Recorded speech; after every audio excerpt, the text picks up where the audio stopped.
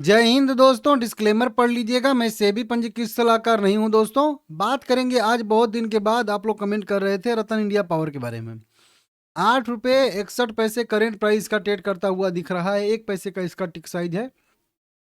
अब शेयर में पिछले दिन भी गिरावट देखने के लिए मिली है और लगातार शेयर में गिरावट देखने के लिए मिल रही है। हालांकि निचले स्तर से थोड़ा सा रिकवरी करके सस्टेन किया है, लेकिन शेयर अभी भी दिक्कत में है। यहाँ पे 50 लाख इक्विटी शेयर इसमें ट्रेड होता है उसके आसपास, और उसी 50% के आसपास का डिलीवरी परसेंटेज भी है। मतलब 25%, 25 लाख इक्विटी शेयर जो है वो डिलीवरी में बाय सेल हो रहा है। ठीक है ना। देखिए कंपनी वैसा फंडामेंटल तो कह लीजिए बहुत बढ़िया इसका है, अच्छा है।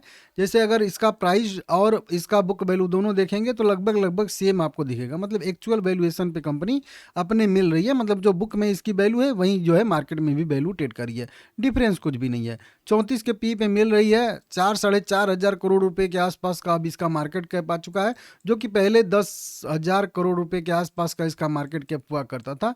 तो आधा मार्केट कैप हो चुका है और बहुत ऊपर से तो बहुत ज़्यादा गिरा है, लेकिन अभी हाल फिलहाल में भी बहुत ज़्यादा इसमें गिरावट देखने के लिए मिल रही है। आरओसी 8% का, आरओई 5% का देखने के लिए मिला। अर्निंग पर शेयर 25 पैसे का है। डेट अभी भी इस कंपनी के ऊपर है, लगभग 3,800 करोड़ का। और रिजर्व की बात करेंगे तो 829 करोड़ रुपए के आसपास का रिजर्व अभी भी इसका माइनस में ही ट्रेड कर रहा है। पहले तो बहुत ज़्यादा माइनस में था, लेकिन ठीक है, धीरे धीरे सुधार हुआ था। एक बार इसको वन टाइम पे जो है अदर इनकम हुआ था उसकी वजह से। ठीक है ना। ऑपरेटिंग प्रॉफिट मार्जिन 15% का है। प्रमोटर की होल्डिंग 44% देखने के लिए मिल रही है। अगर इसका क्वार्टरली रिजल्ट देखेंगे तो कंपनी यहाँ पे 10,000 करोड़ का कंपनी को नेट प्रॉफिट हुआ था, वहीं से सब कुछ बदला था। 94-93 करोड़ का प्रॉफिट आया था, फिर से 2 क्वार्टर लौट गया, फिर एक क्वार्टर में 126 करोड़ का नेट प्रॉफिट आया, फिर 2 क्वार्टर लौट गया 13 और 32 करोड़ लॉस में। फिर से इस क्वार्टर में कंपनी को 54 करोड़ का नेट प्रॉफिट हुआ है। लेकिन वही बात है कि विश्वास नहीं है कि आगे भी कंपनी अपना ये नेट प्रॉफिट जो है वो कंटिन्यू कर पाएगी। अगर नेट प्रॉफिट ये कंटिन्यू कर पाती है 50 करोड़, 70 करोड़, 80 करोड़, 100 करोड़ ऐसे करके, तो फिर यहाँ से तेजी देखने के लिए मिल सकती है। लेकिन अगर फिर से लॉस मेकिंग कंपनी बनती है तो इसकी वजह से इसमें गिरावट आ सकती है। तो वहीं जो है लोगों को लग रहा है कि क्या ये प्रॉफिट सस्टेन करेगा कि नहीं करेगा, क्योंकि अभी भी बैलेंस शीट देखेंगे हम लोग यहाँ पे, तो वहीं अभी बता भी रहा था 3800 करोड़ रुपया का डेट है, रिजर्व माइनस में ही है। तो अभी भी दिक्कत है। और ये डेट कब पेमेंट होगा? जब कंपनी नेट प्रॉफिट जनरेट करेगी। और नेट प्रॉफिट के बजाय फिर से लॉस करेगी कंपनी, तो फिर से जो पहले 700-800 करोड़ रुपए का इंटरेस्ट पे करती थी, फिर से वो 100 करोड़ 100 करोड़ का इंटरेस्ट फिर से जो है इसका बढ़ के वहीं हो जाएगा 600-700 करोड़। तो फिर से उसी वाली स्थिति में पहुंच जाएगी कंपनी। तो कुल मिला के प्रॉफिट करेगी तो धीरे धीरे कर्ज भी कम हो जाएगा, लेकिन जब प्रॉफिट ही नहीं करेगी तो कर्ज कहाँ से कम होगा? तो सबसे बड़ा यही वाला दिक्कत है, कर्ज वाला ही दिक्कत है अभी भी। और इसको देख लीजिएगा, प्रमोटर की होल्डिंग कुछ खास यहाँ पे बढ़ नहीं रही है, जस की तस बनी हुई है 44% पे। तो वहाँ से भी कोई दिक्कत, मतलब पॉजिटिव चीज़ नहीं है।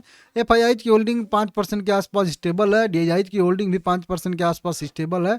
पब्लिक की होल्डिंग जो है 44% के आसपास स्टेबल। मतलब किसी की भी होल्डिंग बहुत ज़्यादा चेंज नहीं हो रही है, खास करके एफआईआई की या फिर डीआईआई की या फिर प्रमोटर की। तो इसकी वजह से भी मोमेंटम देखने के लिए नहीं मिल रहा है, क्योंकि सेंटीमेंट का भी असर पड़ेगा ना। अगर एफआईआई यहाँ पे खरीदेंगे तो फिर जो है इसमें तेजी होती है, नहीं तो फिर जो है लोगों का सेंटीमेंट थोड़ा सा निगेटिव होता है, जो आप देख सकते हो। ठीक है ना। तो ये सारी की सारी चीज़ें हैं। और अभी हाल फिलहाल में आप लोग देखोगे तो कोई खास यहाँ पे न्यूज जो है निकल के सामने नहीं आ रही हैं, तो इसके वजह से थोड़ा सा लोगों में भी नर्वसनेस है। और थोड़ा सा लोग जो है इसको मतलब बढ़ चढ़ के खरीद नहीं रहे हैं, इंतजार कर रहे हैं कि जब मोमेंटम आएगा तभी। और इसी वजह से मैं वीडियो भी नहीं बना पा रहा हूँ, क्योंकि जब तक कोई खबर नहीं आएगी, कोई न्यूज़ नहीं आएगी, तो फिर कैसे होगा क्यों कुछ भी। देखिए अभी अगर मंथली चार्ट यहाँ पे मैं बता रहा हूँ, 1 महीने का चार्ट है। ये जो एक कैंडल दिख रही है वो 1 महीने की यहाँ पे कैंडल देखने के लिए हम लोगों को मिल रही है, जो कि आप लोग देख सकते हो। ठीक है ना। अब 1 महीने के चार्ट पे तो लास्ट अपने पोजीशन पे है। मतलब 1 महीने के चार्ट में मैं आप लोगों को पहले से ही बता दिया था कि एक रिट्रेसमेंट करेगा, फिर से इस तरीके से करेगा। लास्ट सपोर्ट इसका 6 रुपये 30 पैसे के आसपास है, जो कि आप लोगों को मैं बताया था। समझ रहे हो आप लोग?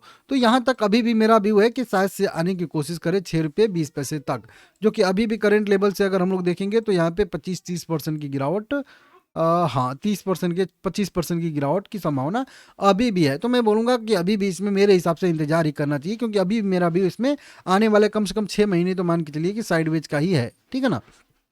मेरे हिसाब से। बाकी आपको लगता है कि यहाँ से तेजी आएगी तो आप अपने फाइनेंशियल एडवाइजर से पूछ छाछ के कुछ भी कर सकते हो। अब मंथली चार्ट तो बता दे रहा है कि हाँ बिल्कुल सपोर्ट पे आने वाला है, अभी भी साइडवेज की ही संभावना है। वहीं पे वीकली चार्ट देखेंगे तो वीकली चार्ट पे भी सारे मूविंग एवरेज ऊपर के साइड में है। अभी 200 EMA का सपोर्ट ले रहा था लेकिन अब रेजिस्टेंस ले रहा है।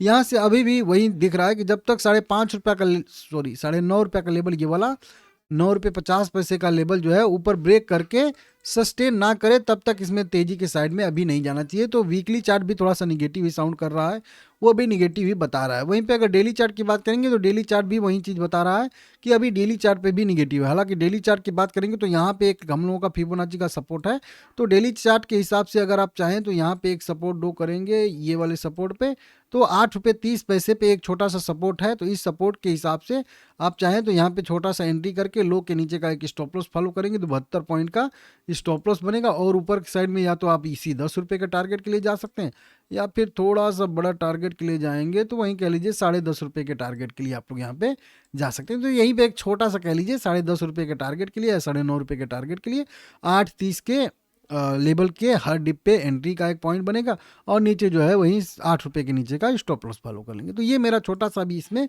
स्विंग ट्रेड टाइप का या एक आध महीने का आप लोग करना चाहते हैं तो इस तरीके से हो सकता है, नहीं तो अभी भी इसमें जो है वीकली और मंथली निगेटिव ही बोल रहे हैं। तो देख लीजिएगा आप लोग, और कुछ न्यूज भी नहीं निकल के सामने आ रही है तो इस वजह से वीडियो भी नहीं आ रही है, ठीक है ना।